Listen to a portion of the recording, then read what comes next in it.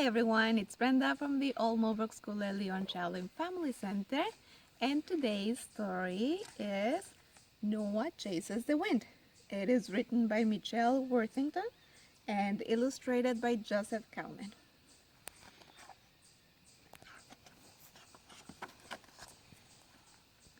Noah knew he was different.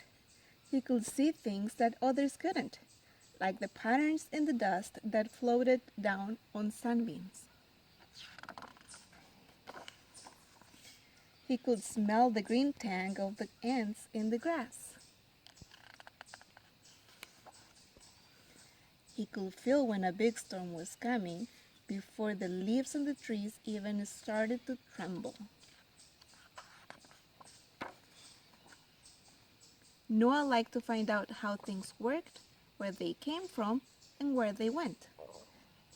When he couldn't understand, it hurt his head and his heart. His room was overflowing with books of every shape and size, on every subject he could imagine. Noah loved books more than he loved toys. His favorite books were about science, especially the weather. They taught him why rain clouds looked so angry, why the air buzzed before lightning struck, and why his skin turned darker in the summer sun.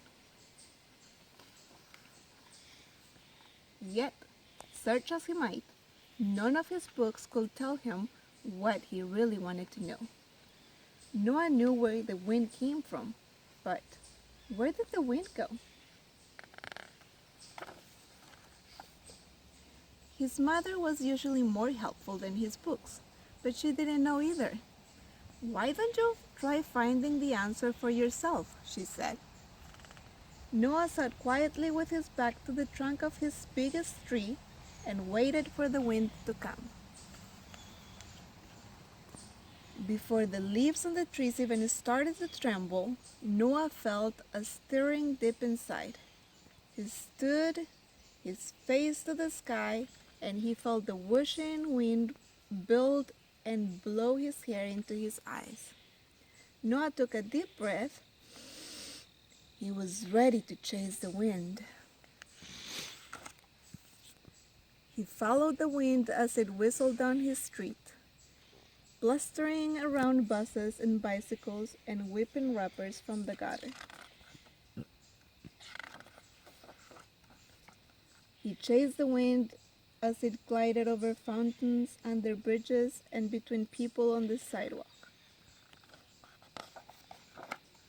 He raced the wind as it picked up speed, building with the breeze from the beach and the heat from the highway, growing into a gale that lifted Noah off his feet.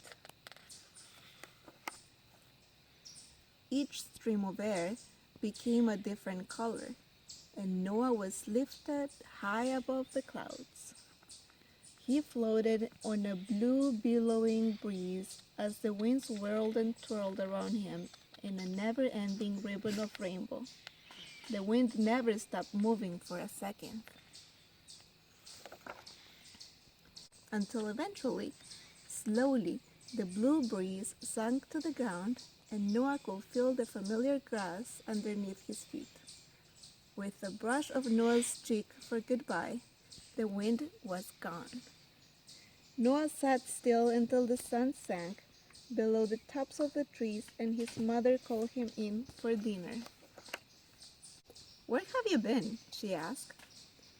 Noah gave her one of his most loving smiles and said, "I know where the wind blows." Thank you for watching. We'll see you next time.